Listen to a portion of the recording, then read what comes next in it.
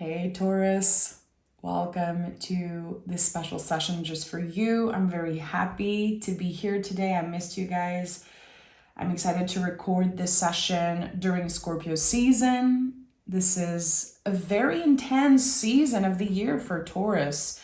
Scorpio is on the other side of the zodiacal wheel. We do a lot of shadow work in this season, a lot of deep personal shift.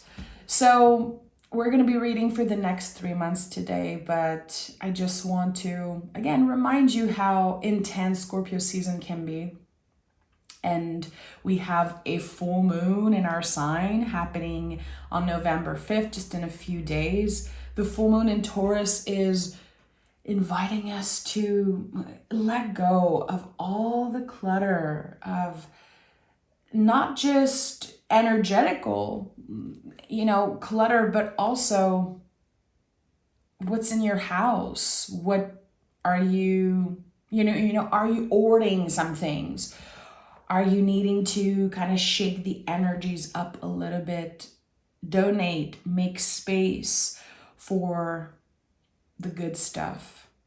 And yeah, I'm just so happy to be here with you. This is going to be my moment to reflect as a Taurus sun myself. As always, there's going to be an extended available over on Patreon. You can check out, the link is always pinned in the comments. And yeah, happy full moon, happy Scorpio season. This is a time of deep transformation for all Tauruses. I would even say, and let me know in the comments how you've been doing, but an identity shift. I think for me personally, this is how this whole season has been going. Yeah, Knight of Wands. I'm not surprised Knight of Wands is here. There's something that's changing and shifting with our confidence, wanting to show up differently, maybe wanting to be perceived differently also. Not that you care so much about how you're being perceived, especially when you're going through such transformational times. You're doing things for you right now. In October, there was a lot of work around boundaries, around identifying who I want in my life, who I don't want in my life. What do I want to invest in? What am I not investing in anymore? There could have been a lot of endings, habits, changing your day-to-day habits, and really learning to listen to yourself. October was a lot about reconnecting with our vessels, reconnecting with our bodies. And now there's something here external with the Knight of Wands. The Knight of Wands is so colorful and so magical, and he moves in the world, just letting his magic and his heart lead the way. And there's something, very magical about this shift for you. But it's, what is the word? It's this burst of authenticity, as if you have been reclaiming parts of yourself in the last few months. And I would even say since the beginning of 2025, this identity shift, this reclaiming and remembering who you are and what your potential is. I think that for a while there could have been like this plateau, or getting to a place where you're like, I don't know where I'm going. I'm not sure if what I'm surrounded by matches me, really, matches my authenticity. And you wanted more. You wanted more, and this is what you're getting. Knight of Wands attracts so much of what he reflects. Okay, I'm excited. I'm excited to see the Knight of Wands. 6 of Pentacles, Hangman, and 7 of Swords. So, and with the King of Cups at the bottom of the deck, very important. I love to look at the bottom of the deck energy, because to me, it's like what lives underneath the surface. I just wanted to share that with you, because I've been asked a lot, like, why do you look at the card underneath?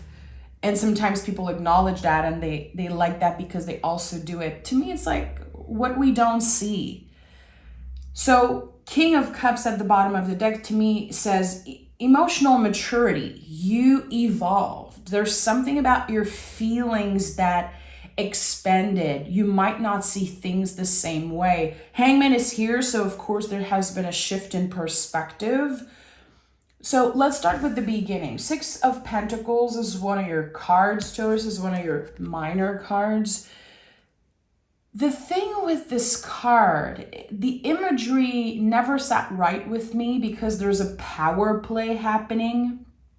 But I love the symbol of the scale. I love that it's a 6. To me, 6 is so much about getting back what we have put out, what we have been putting in the universe. You have been working very hard on something. And I don't think it's a conventional way of working hard. You have been detangling and unlearning certain things. You've called in so much change and you were ready to really start a new chapter. And I think you've been in this new chapter for a while, but there was still a lot of unlearning that needed to take place. Unlearning of old beliefs. Figuring out, again, like, who am I and what do I really want? What are the things that I do because I've been programmed to do this or because I'm just used to those things? We are fixed earth as Taurus. And by the way, this reading is for anyone who connects with the Taurus energy, Taurus, Sun, Moon, Rising, Venus. You're all welcome here. But having fixed earth like that in your chart is no joke. When we get to a comfortable place, sometimes it's hard to get out of that because there's the illusion of control and the illusion of safety. And with the Six of Pentacles, you kind of got out of that. You kept what felt right, what felt aligned with your values, but you definitely chose to put yourself in an uncomfortable position because you wanted change. And only by initiating change, we can get more confident.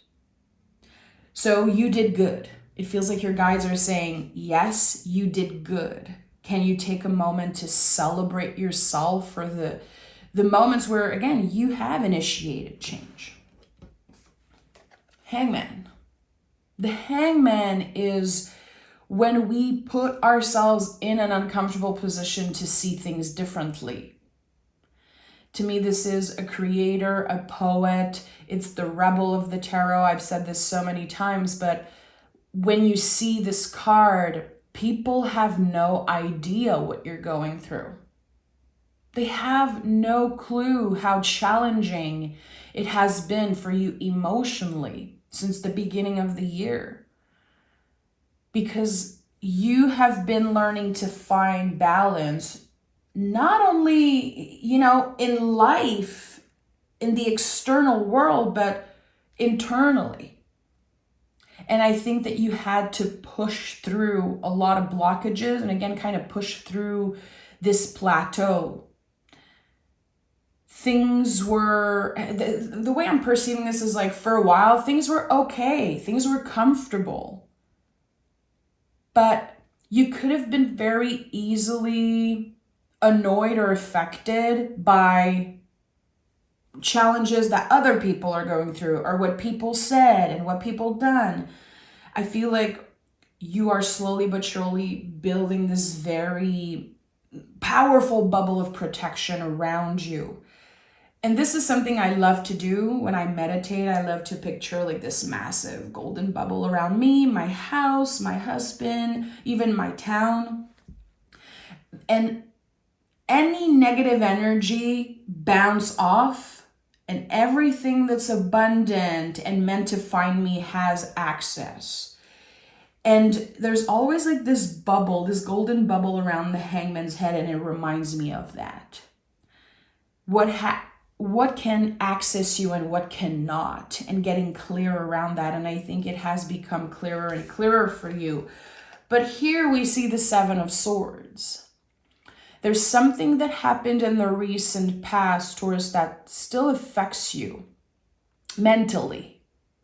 It feels like emotionally you have learned to sit with the feelings. You have been able to probably talk about it or, verbalize it.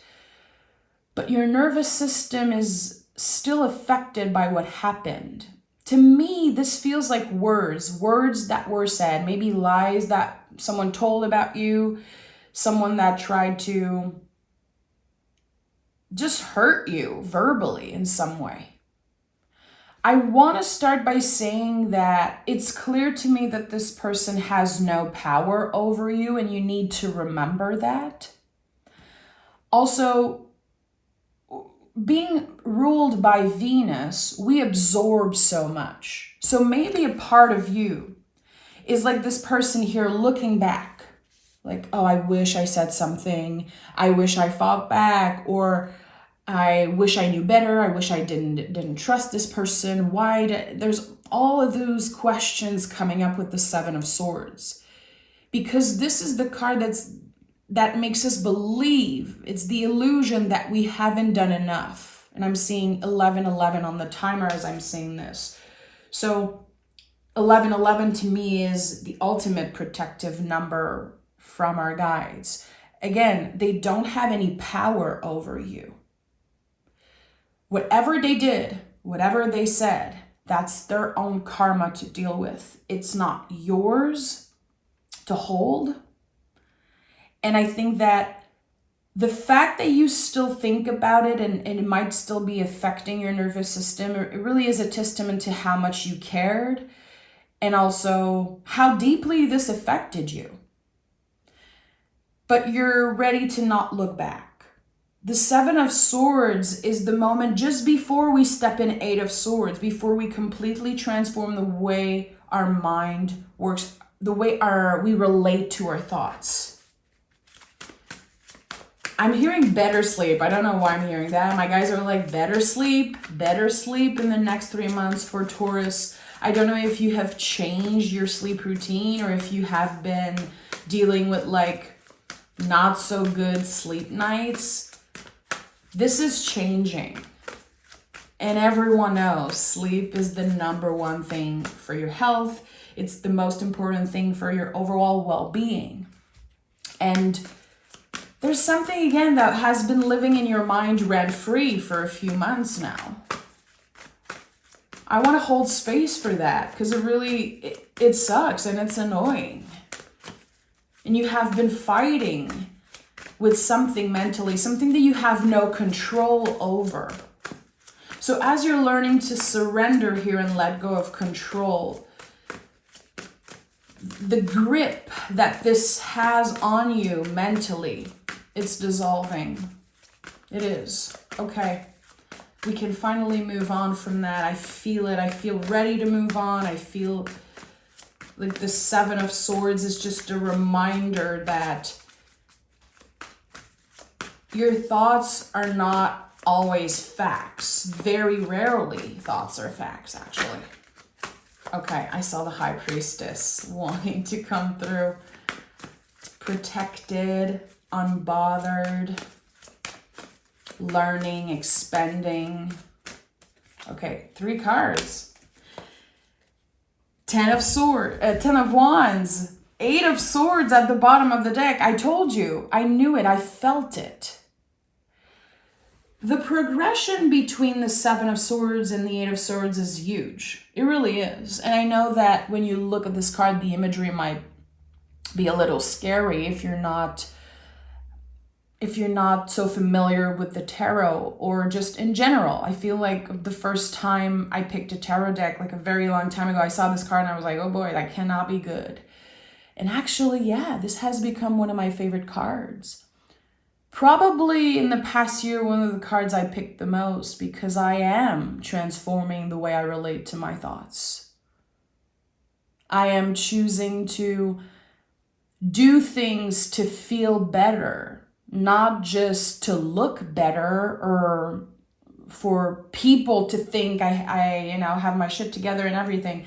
I don't care about other people's perception at all. I think it's one of the cool things about getting older. You really start not caring as much. And with the 8 of Swords, we get vulnerable.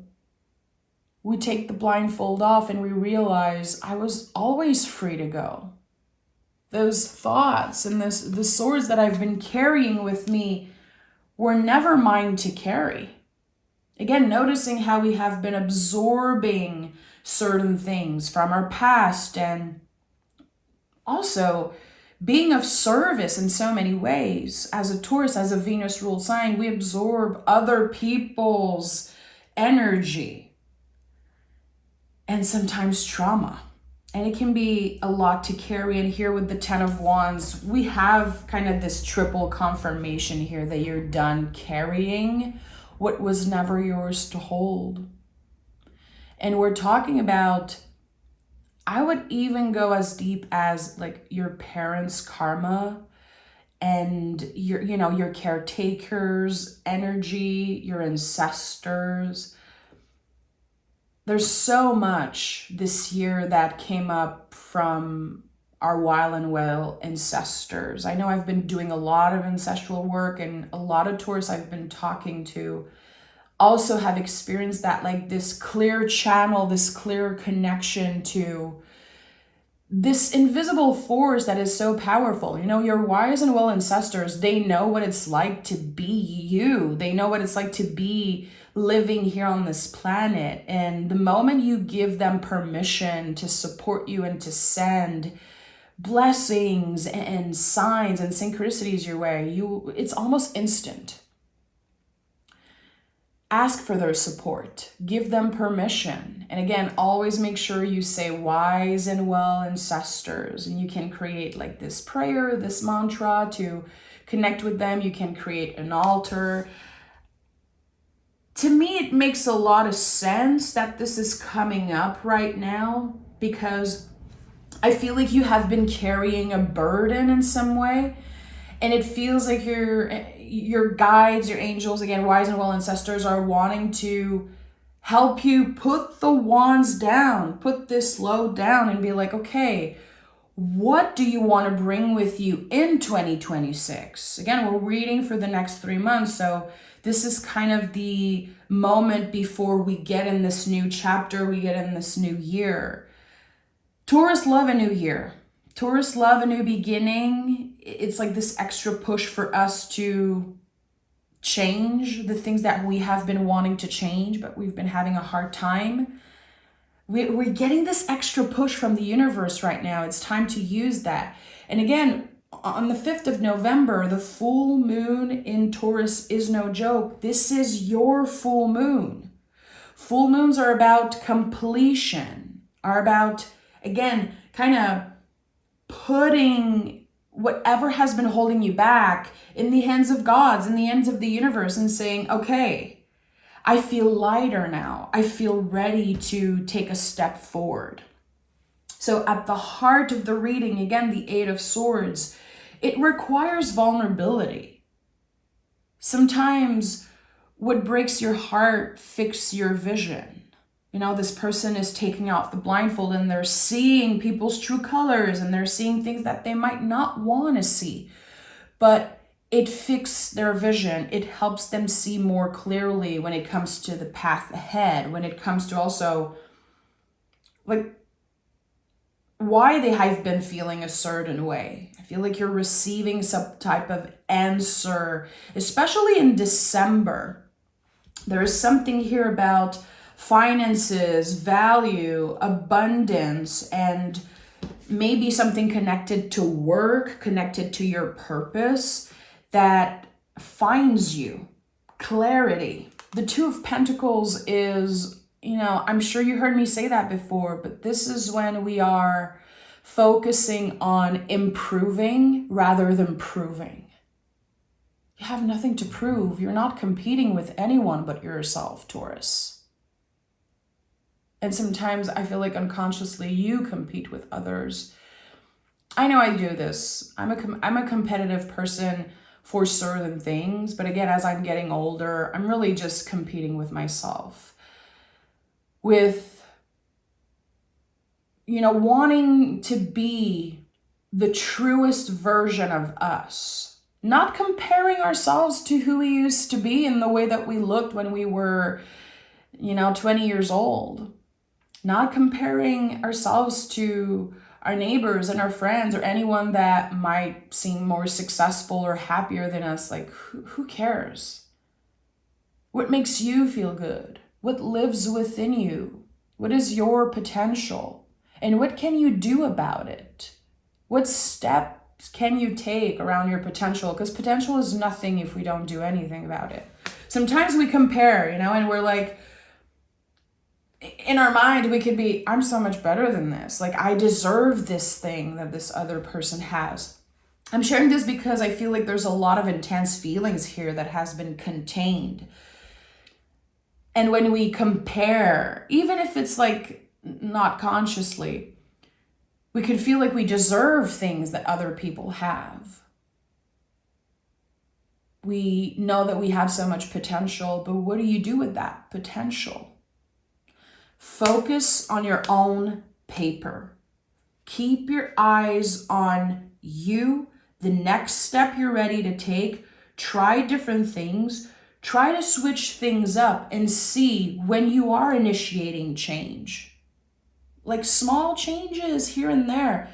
How is it improving your energy levels and also your self-confidence? Because a Taurus with good self-confidence is unstoppable. There is nothing like it. It will work like an echo. Because that's the thing with Taurus. We are givers. We love to be of service. And that good vibe, that confidence, it shines through. And it really supports others. Like, we don't hoard that energy and that abundance. We want to share it. A lot of Taurus I talk to, and I know like myself and also my best friend who's a Taurus, we just want enough so we can share our abundance with other people. That was always the goal. Always. And anytime I feel more confident, I know it impacts the people around me in a very positive way. I know the influence is positive and supportive. So there's something here about that. Not only you're attracting more abundance overall, a potential new project, a potential new job, a change of scenery, exciting things, but also you're attracting like good people. People who want you to win. People who want to collaborate with you and create with you. Okay. Let's look at the third month here. Let's look at the third month. 4 of Cups. A lot of cards about boundaries today, Taurus. Where are you at with your boundaries? Okay, yeah.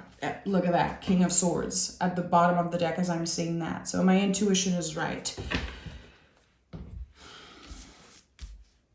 The 4 of Cups and all 4s in the tarot are cards of boundaries. How we protect ourselves. How we are able to take some time away to reflect. How we're able to pause and process something before reacting. It's weird because I feel like I have to tell you, don't take it personally. You will be tested in the next few months around hearing something that someone said about you, knowing it's a lie, knowing it's just, maybe to affect you or someone is projecting in some way, because we still have the Lover's card next to the 7 of Wands. There could be projections in your relationship. There could also be like one specific tricky relationship that just keeps coming up. You're done with it clearly, but this person is like pulling you in some way. And we'll see the extent if that comes up and if we need to talk about it more. But the 4 of Cups is about saying no. An embodied no. I am not available for this. You don't have any power over me. Your words, your negativity have no power over me. And it's about, in some way, reconnecting with our spirit team. You know, the Three of Cups to me is so sacred. And I'm sure if this isn't your first time here, you know how connected I am to the Three of Cups, which is a card of community, but to me was always the card of my guides, you know, my spirit team. And here, when this person is saying no to this cup, they can focus on the Three Cups. They can focus on what matters. It could also mean for you mind, body, soul, you know, the big three. Your heart, your soul, your intuition, whatever big three is for you. I'm sure like you might have something coming up for you specifically. You can share it in the comments if you want. I always love to know, like, what is your big three? Like the three things you always go back to in some way. I love to say mind, body, soul. But again, sometimes it's like aligning the brain, the heart, and then the soul. It's all valid. With the Lover's card and the Seven of Wands, I do feel like there is this, and it's never a warning. I don't believe in warnings. To me, the tarot is always sending gentle invitations, and it's a mirror. And the Lovers is the ultimate mirror of the tarot, you know, because it's connected to Gemini, it's connected to the twins. So it is the sacred mirror. People project. We live in very scary times, people's nervous systems, and I'm not trying to excuse anyone bad and, you know, shitty behavior, but people are going through it. We are more than ever called to have more empathy for ourselves and others, understanding that everyone is projecting, everyone is kind of annoyed and triggered and stressed. And I know that you've been working hard on maintaining certain boundaries and also creating new and better habits, healthier habits for yourself and for your brain.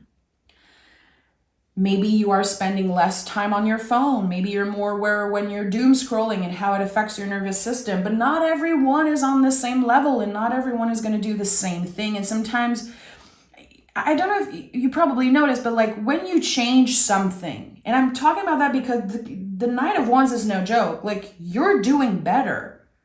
You're healthier. You look better. You feel better all around. So as you're elevating in that way in the next 3 months, you're going to notice how some people are just stuck in their old ways, how they are projecting. And it's very easy to point fingers and be like, oh, well, they should just change, or they should, you know, go to therapy and they should do this and that. It's not our place to say that. It's not. Our job is to stay as deeply rooted as we can, and again, the most authentic, truest version of ourselves, and also have this compassion, show this compassion even to the people that are the most annoying and the acting the craziest right now. That's the hard thing. That's the hard thing to do, but it is the way. And it's very hard to have compassion for people who have hurt you time and time again, people who keep proving you that, you know, you're right about them. Be the bigger person. Don't let it affect you. Remember, you are protected, but you can very easily feel like you are being tested by other people in the next 3 months, and also being tested by the universe in some way. A part of you wants to fight back. With the Seven of Wands, like it confirms what I felt earlier, how there's something that lives within you right now. It could be an uncomfortable feeling. It could be anger, or just like this, you know, being frustrated because you have wanted to fight back. There are so many things that you can do or say to hurt someone back. Like, you know you're not going to do this. You know it's not worth it. But the feeling still lives within you. It's weird because I feel like moving your body and sweating and just getting physical, like channeling the Mars energy and the fiery energy in a way that feels healthy to transmute that, I think would be life-changing for you in the next 3 months. I'm not talking about obsessing over working out and doing something, just too much and draining yourself, but there's something here, again, an energy that feels very fiery, very Mars-like, that wants to be used as fuel. Again, sweating, moving your body, jumping, or maybe doing something creative also, that this fiery energy can be used for something creative. Ask yourself, get quiet and get curious around that. Like, hey, body, what do you need? When you feel like there's this wave of anger, there's weird feeling living in your belly, ask yourself, ask your body, your vessel, what would feel good right now? And try different things and see how it feels. And again, you're not doing this to prove anything. You're doing this to improve in some way. To not stay stuck where you are now, even if it might be comfortable. You are ready to get uncomfortable, Taurus. It will be so beneficial. It will set the tone for 2026. So I'd love to know in the comments, like, have you been getting uncomfortable in certain ways, like physically, creatively, getting vulnerable in some ways, doing the thing that is not the easiest for you, but it's worth it and it feels good. I would love to read your comments around that. So I hope you join me in the extended. Thank you so much for being here. In the extended, I'm doing a full-on second reading. I'm just picking one card of part 1 to see what wants to follow through.